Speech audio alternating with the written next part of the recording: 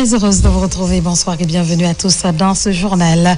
Vers les audiences foraines sur l'identification des personnes physiques, l'initiative s'inscrit dans le cadre du recensement administratif à vocation d'état civil avec pour objectif de recenser les citoyens ne disposant pas d'acte d'état civil. Concours d'accès à la faculté des sciences et techniques de la santé de l'université Gamal. Au total, 791 candidats caressent le rêve de faire carrière en médecine.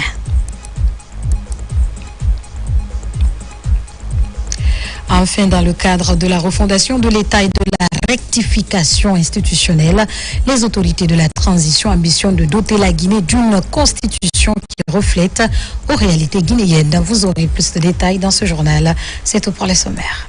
Encore une fois, bonsoir et bienvenue à tous au CNT validation du document de référence officiel des textes légistiques réglementaires. C'est le fruit de plusieurs jours d'intenses travaux à Conakry. C'est une initiative de l'organe législatif de la transition appuyé par plusieurs institutions internationales comme le PNUD, l'IFES et le CES. Le point avec Robert Siditol.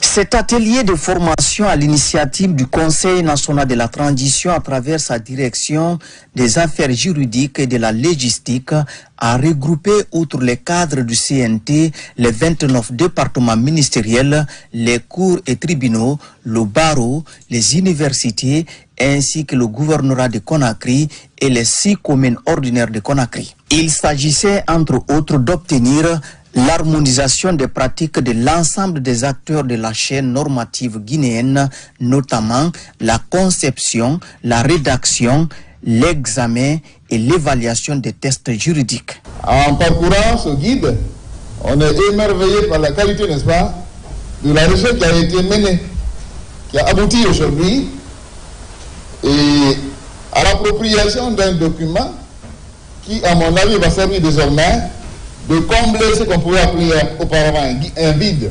Nous avons appris et surtout avons eu un avant-goût très intéressant de ce que l'on appelle légistique. Cet outil restera dans les annales du Parlement avec la contribution et l'empreinte anonyme de chacun des participants que nous sommes et des animateurs.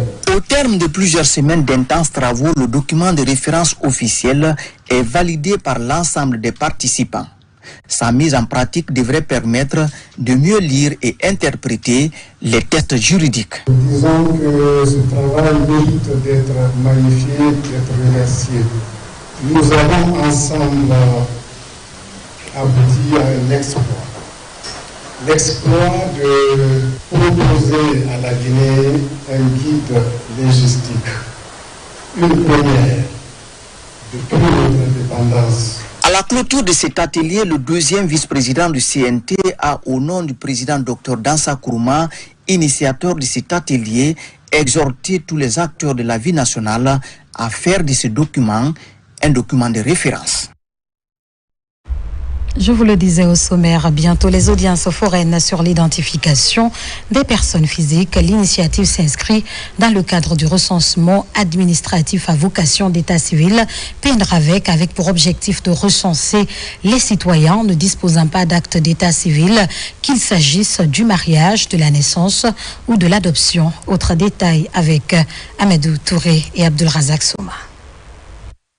Suite à la remise des lois sur l'identification des personnes physiques et de l'état civil, la coordination du programme national de recensement administratif à vocation d'état civil PNRAVEC passe à une autre étape. Il s'agit des préparatifs pour les audiences foraines sur l'identification des personnes sans acte d'état civil. Pour le faire, la coordination échange avec les magistrats et autres cadres du ministère de la Justice pour des fins d'harmonisation. Des points de vue. La présente situation revêt un caractère inédit parce que si c'est le citoyen qui devait venir vers la justice pour obtenir un jugement supplétif, pour une première fois dans l'histoire de notre pays, ce sont les autorités qui ont décidé d'organiser des audiences foraines pour permettre aux citoyens de recevoir des jugements supplétifs. C'est une action salutaire en ce sens que Ce programme permettra à l'ensemble des citoyens vivant sur le territoire guinéen de se voir délivrer des actes d'état civil. Qui parle d'état civil parle de l'identité même de la personne sur le territoire national. Les foraines sur l'état civil et de l'identification des personnes physiques vont être une première opération grandeur nature qui vise à rectifier un manquement de l'État envers des citoyens ne disposant pas d'acte d'état civil. Il n'y a rien de plus triste que de voir un citoyen, quelle que soit son origine et son âge et sa condition sociale, qui ne dispose pas d'identité. Et c'est pour pallier à cela que ces audiences foraines sont justement un point crucial de la mise en œuvre du programme national de recensement administratif à vocation d'état civil. Les audiences foraines visées par le programme concernent les citoyens de nationalité guinéenne ne disposant pas d'acte d'état civil relatif à la naissance, au mariage, au décès, à l'adoption ou d'être en possession d'un acte traité non authentique. Et pour garantir la santé maternelle et infantile, le général de corps d'armée Mamadi Doumbouya dote les structures sanitaires du pays en kit SONU. Après la ville de Conakry, la distribution des dons se poursuit à l'intérieur du pays. L'étape de Koya avec Kerno Roufba, Morla Soma. L'hôpital préfectoral de Koya est la structure sanitaire la plus fréquentée de la préfecture. 150 césariennes et 400 accouchements sont effectués par mois selon les responsables. Comme dans les districts sanitaires de Kaloum, Dixim, Matam et Ratoma, cette formation sanitaire reçoit à son tour des kits de prise en charge des soins obstétricaux néonatales d'urgence. Donner un enfant, mettre une vie en vie, vraiment c'est un droit. Et aucune femme ne doit mourir en donnant la vie. Et voilà, il se trouve quelquefois que certaines personnes viennent très très démunies. Donc, ils ont droit quand même aux soins. Nous sommes dans un district où le taux de césarienne est très élevé. Cela est dû à la sous-estimation de notre population, qui est une population grandissante, qui est en train de grandir de tous les côtés. Ensuite, il y a d'autres préfectures qui viennent de ce côté, n'est-ce pas, au sein de nos structures, au sein de l'hôpital préfectoral. Pour toucher plus de femmes dans cette préfecture environnante de la capitale, les 6 centres de santé relevant de Koya sont aussi dotés en kits SONU. La santé de la mère et de l'enfant est au centre de cette vaste opération de distribution. Aujourd'hui, nous avons des kits pour répondre aux aspirations de la communauté, de nos femmes, filles, pourquoi pas les familles, les différentes familles. Parce qu'une femme soulagée, c'est toute une famille qui est soulagée. Alors aujourd'hui, nous insistons sur la gratuité. On a dit qu'il n'y a pas de corruption. C'est la gratuité. Nous allons suivre, j'ai dit au DPS, à tous les chefs de centre de santé, il n'y a pas de corruption. Aucune femme ne doit mourir en donnant la vie. C'est le slogan de cette campagne de dotation en matériel de prise en charge gratuite dans les formations sanitaires du pays. Dans la cité des Agrumakindé, les points focaux en santé de la reproduction se retrouvent. L'idée est de les outiller sur les techniques appropriées afin de réduire la morbidité et la mortalité néonatale dans les structures sanitaires de la localité. Yaya Silla pour en savoir plus. Aucune femme ne doit mourir en donnant la vie. C'est un grand défi qui s'oppose aux professionnels de santé qu'il faut relever. C'est le but de cette rencontre des points focaux venus des districts sanitaires, de la direction de la santé maternelle et néonatale et ses partenaires de l'OMS en Guinée.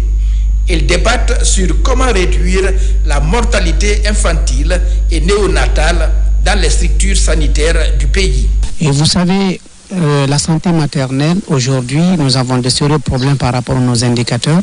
Si vous prenez 550 décès pour 100 000 naissances vivantes et 32 décès pour 1000 naissances vivantes chez les enfants, et vraiment c'est encore des chiffres qu'il faut beaucoup se battre à diminuer.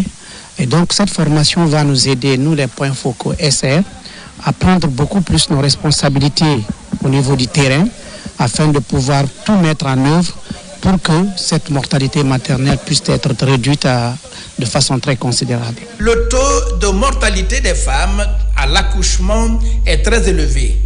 550 décès sur 100 000, soit 7 décès par jour, liés à des complications pendant la grossesse.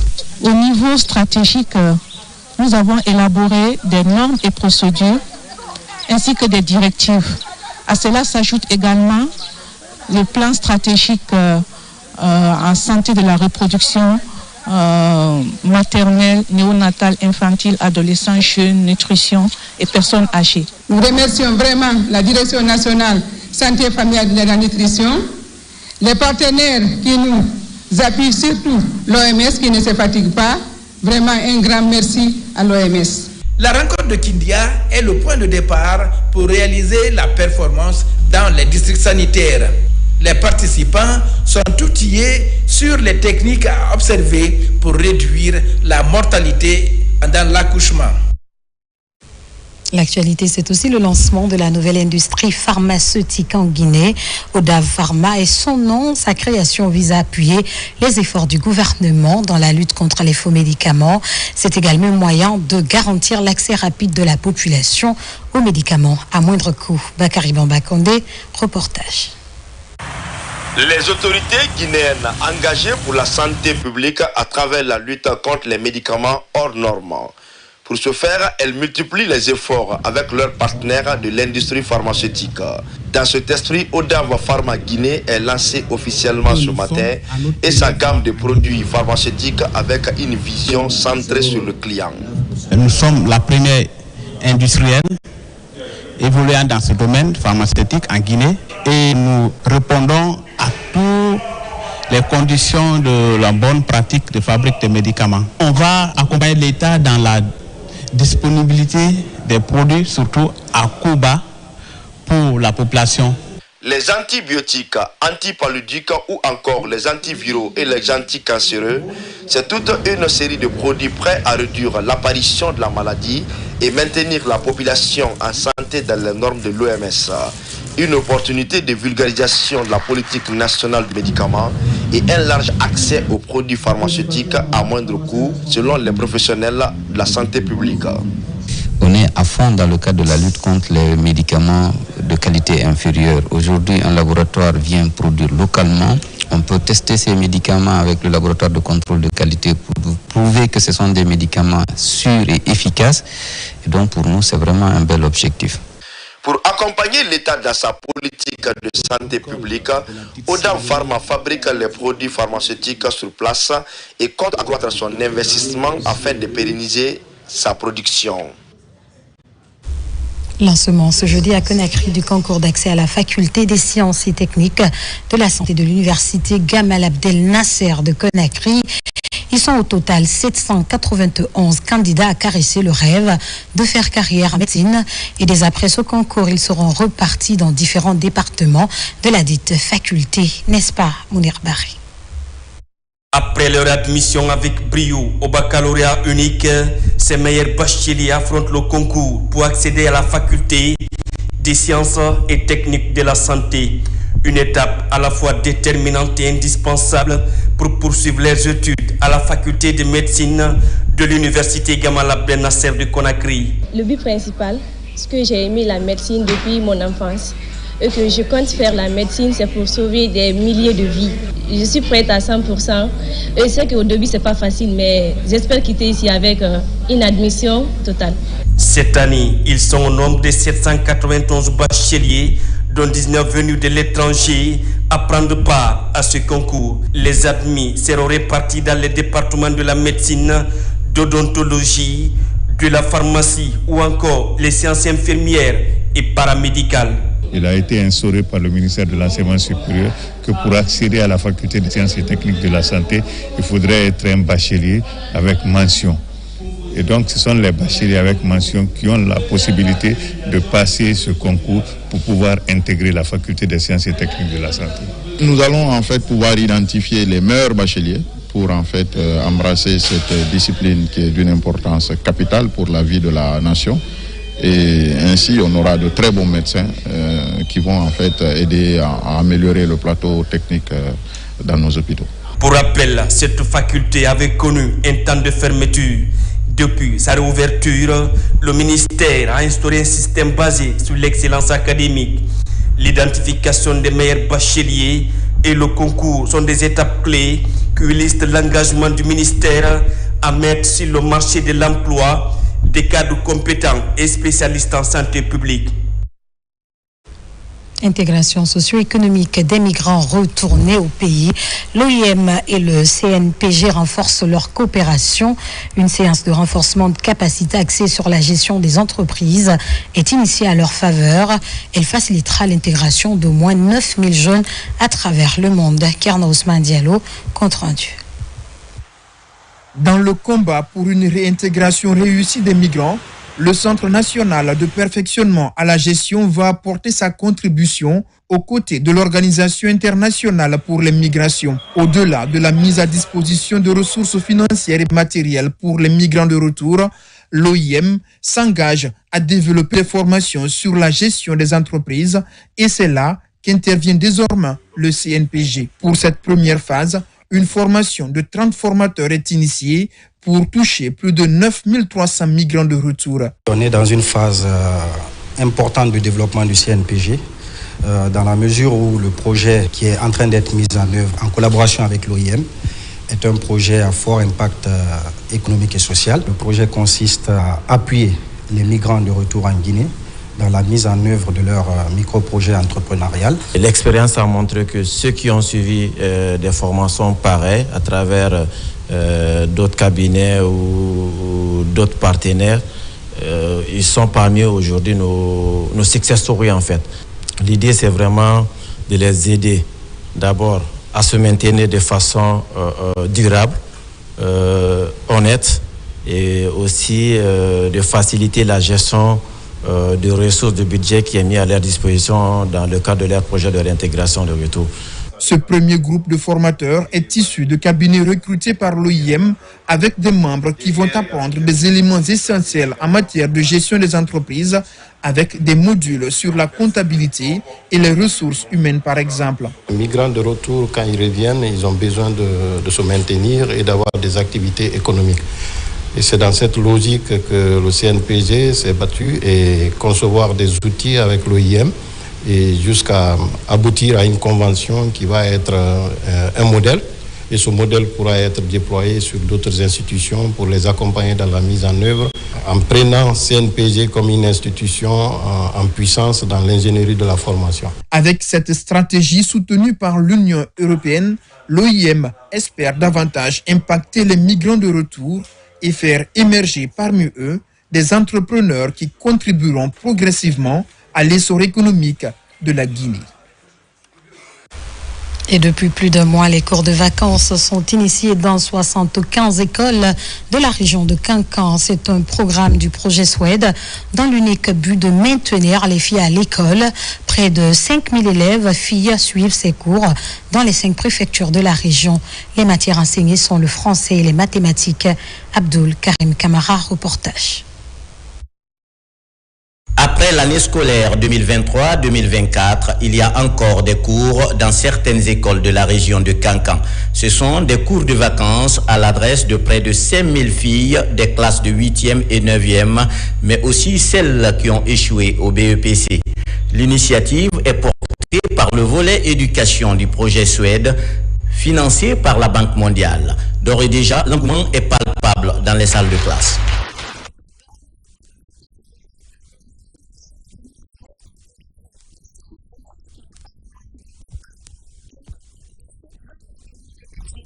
C'est un sous-projet dénommé « Maintien des filles à l'école ». Il s'agit de contribuer à l'amélioration du système éducatif et de la performance des filles bénéficiaires par rapport au taux de réussite. La mise en œuvre est assurée par l'Alliance pour la promotion de la gouvernance et des initiatives locales. «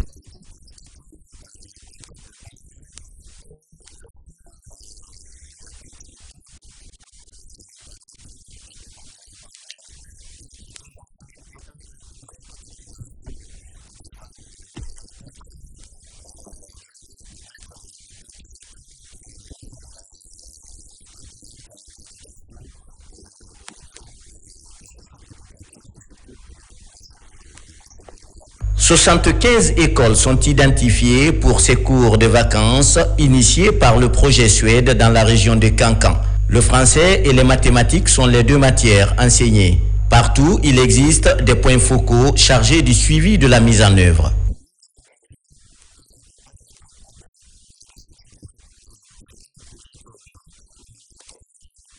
Nous profitons de l'occasion pour remercier très activement le président de la République.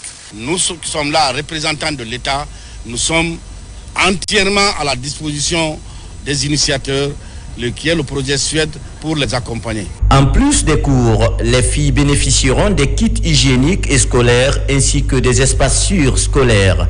Le projet Suède prévoit aussi des primes pour les filles ayant de bonnes performances scolaires. Pour faciliter aux petits exploitants agricoles l'accès au marché mondial, le Programme alimentaire mondial introduit l'utilisation d'une application numérique dénommée Farm 2GO. Elle a pour rôle de mettre en réseau les agriculteurs et les acteurs de la chaîne de valeur. L'initiative est lancée à Zérékoré en présence des acteurs du monde rural. Lancé Kamisoko, Mohamed Salioupa Mohamed Lamine Diallo. Avec un taux de 20% du produit intérieur brut, le secteur agricole joue un rôle crucial dans l'économie guinéenne. Cependant, l'accès des petits exploitants aux marchés mondiaux se heurte à des obstacles. Pour faciliter ce processus, le Programme alimentaire mondial PAM introduit l'utilisation d'une application numérique dénommée Farm 2GO. Comme vous le savez, le PAM, dans sa mission de lutter contre la faim, utilise toutes les stratégies et les actions possibles pour améliorer le bien-être des exploitants agricoles, accroître leurs revenus, à être autonomes, à vivre dignement de leur exploitation et surtout à développer leur cadre de vie, donc à lutter contre la faim. Cette formation de 2 jours implique les services techniques déconcentrés et le personnel des bureaux auxiliaires du Programme alimentaire mondial des régions de Boké et de Zérékoré. Les petits exploitants sont toujours exploités de façon négative par des soi-disant grossistes, des gens qui viennent braver les produits agricoles avec ces petits exploitants qui les démotivent à longueur de journée. La mise en place de cette plateforme va permettre à ces petits exploitants d'accéder directement aux acheteurs. Cette formation des formateurs de Zérékoré est le début d'une nouvelle étape dans la valorisation des produits agricoles en Guinée. Elle bénéficie de l'accompagnement du ministère de l'Agriculture et de l'Élevage. Nous poursuivons cette édition. Les opérations de reboisement viennent d'être lancées aux alentours du barrage hydroélectrique de Souapiti et à Koya. C'est une initiative de la Jeune Chambre internationale qui vise à restaurer les sites dégradés afin de lutter contre le dérèglement climatique. Moussa Bangora nous fait le point. C'est ici, aux alentours du barrage hydroélectrique de Souapiti, dans la commune rurale de Tondon, préfecture de Dubreka, que cette campagne de reboisement a été lancée, initiée par la Jeune Chambre internationale Guinée, en collaboration avec les riverains. L'objectif du projet Mon environnement, mon économie est de créer des forêts communautaires qui non seulement nous permet vraiment de lutter contre le réchauffement climatique, permettre à la communauté, à travers ces forêts communautaires, de subvenir à leurs besoins, de lutter contre la pauvreté. C'est un début, il y a au moins 19 ou 20 sites de réinstallation. Un ouf de soulagement pour ces communautés. Des plants fruitiers et autres espèces de plants à croissance rapide ont été choisis pour ces opérations intitulées cette année Mon environnement, mon économie. Ce projet initié par votre ONG vraiment va en droite ligne avec les idéaux du président de la République de Kordami, Mamadi Doumbouya. Cette action verte a conduit aussi ce mouvement de jeunes à Koya, le long de la route nationale numéro 1, en collaboration avec la Jeune Chambre internationale Koya Avenir. Plusieurs plans ont été mis en terre. Par ailleurs, gestion des conflits en zone minière avec l'appui de la Fondation Artwam et Alcoa, 60 jeunes Guinéens issus de différentes entreprises minières de la ville de Boké ont bénéficié d'une formation de 10 jours axée sur la prévention et gestion des conflits et les questions minières. Nabilaï Moussa Kamara, Mamadou Salihou Bangora. C'est la clôture de la 3e cohorte des praticiens socio-professionnels du Centre d'excellence sociale de la Fondation Eto'Homme.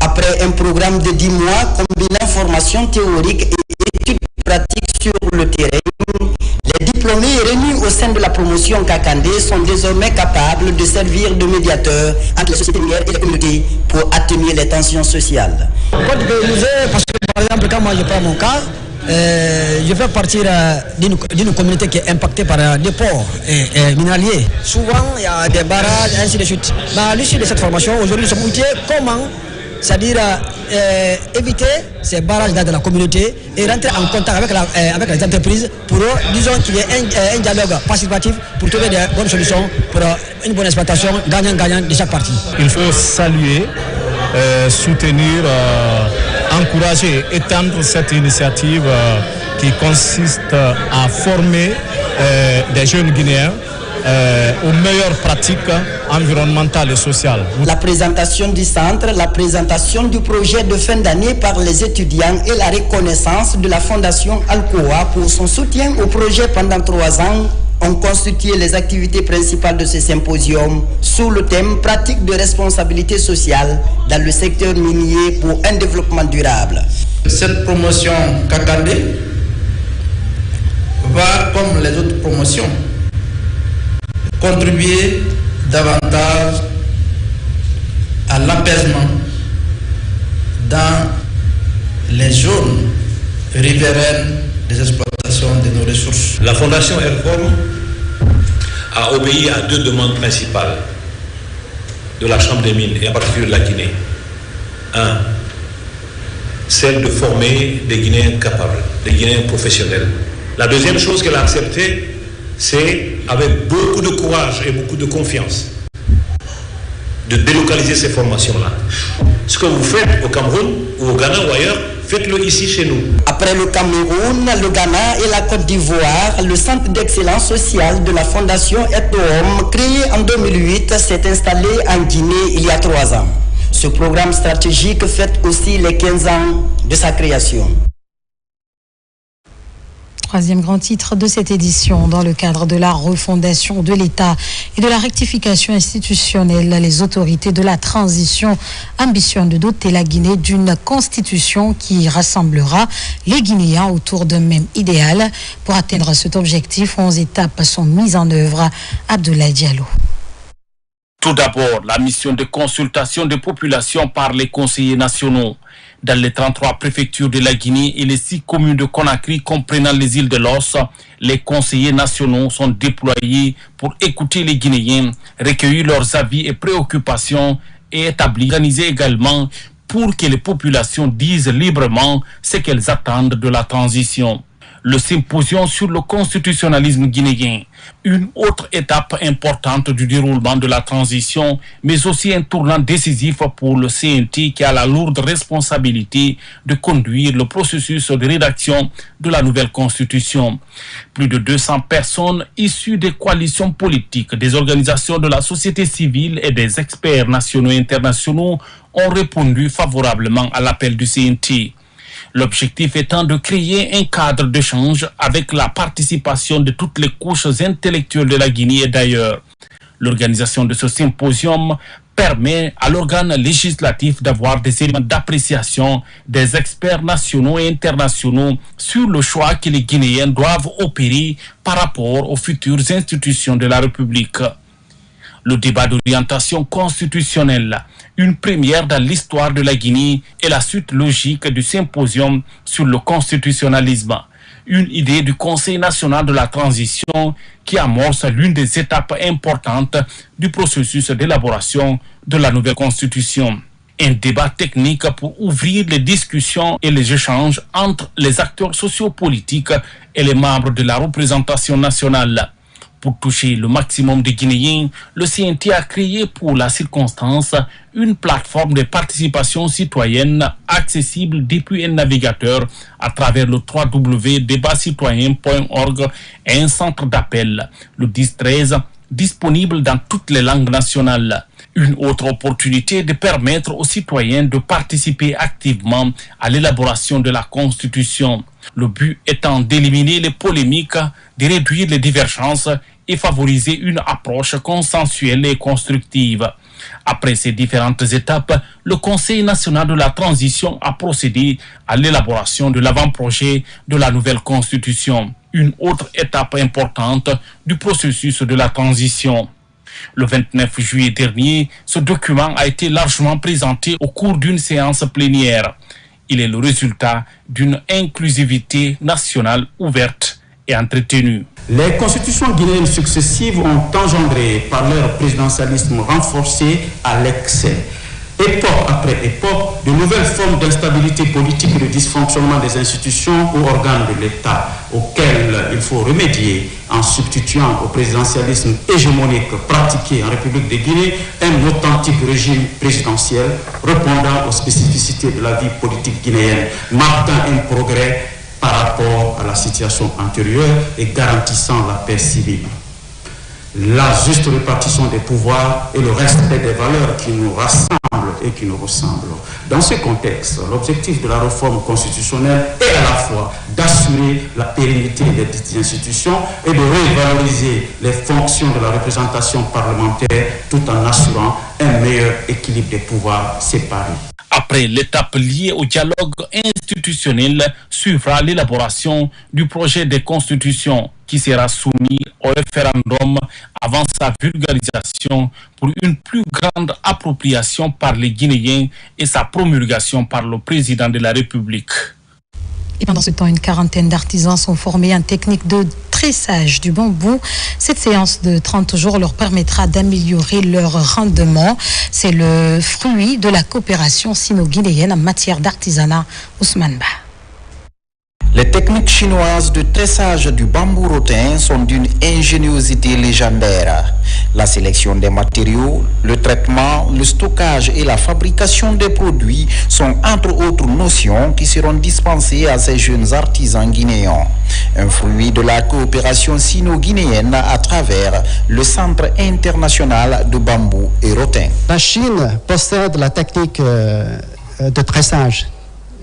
On peut dire la technique de tressage est très développée en Chine. On travaille depuis longtemps pour ce domaine.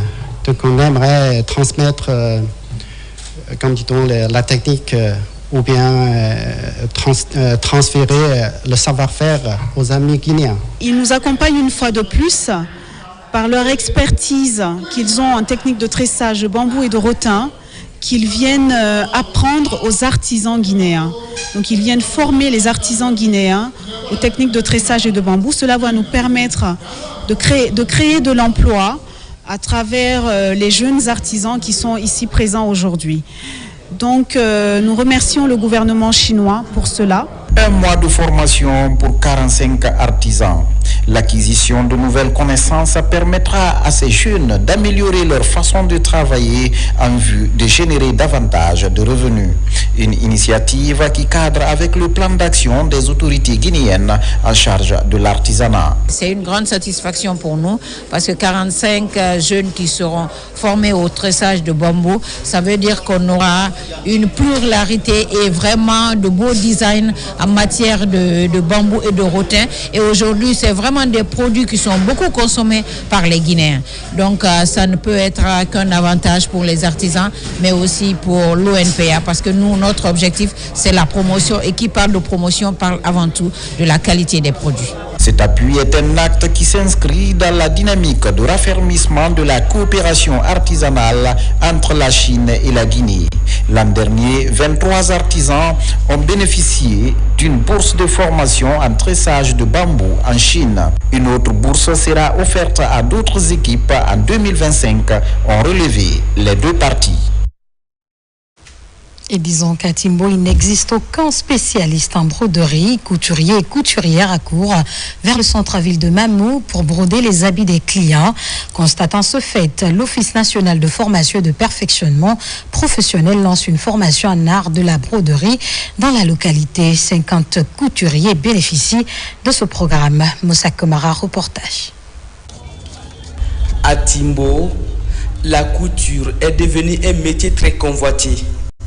Plus de 45 ateliers s'y trouvent, mais aucun spécialiste en broderie.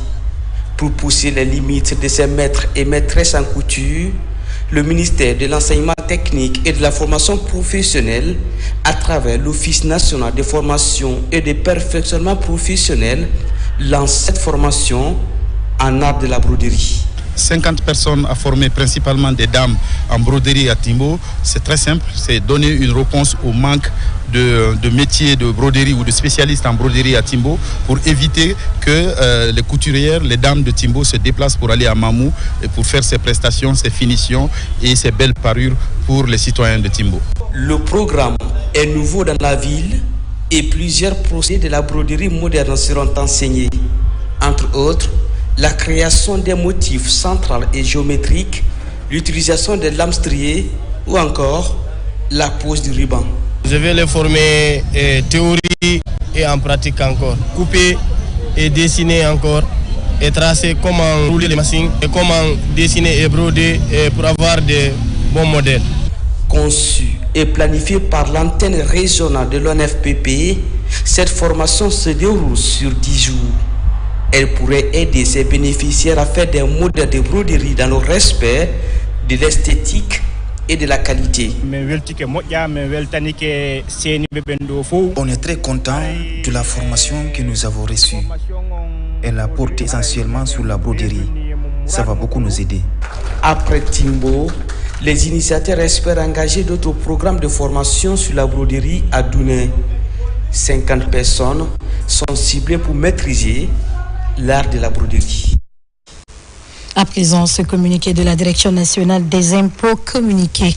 Le directeur général des impôts rappelle à tous les opérateurs économiques que la délivrance des documents fiscaux, certificats d'immatriculation fiscale et quitus fiscal est rendue automatique depuis le 1er août 2024. Il informe l'ensemble des contribuables que le délai moratoire de 30 jours accordé à cette occasion pour la régularisation des cas de défaillance déclarative et de paiement d'arriérés fiscaux prend fin le 31 août 2024. En conséquence, à compter du 1er septembre 2024, tout contribuable qui n'est pas à jour de ses obligations déclaratives et de paiement sur les 3 exercices antérieurs verra sa demande de documents fiscaux rejetée automatiquement via son espace e-tax.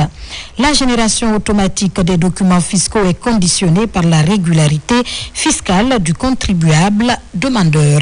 Le directeur général des impôts invite les contribuables au respect de leurs obligations fiscales et à un esprit républicain. Conakry le 29 août 2024, signé le directeur général Maury Camara.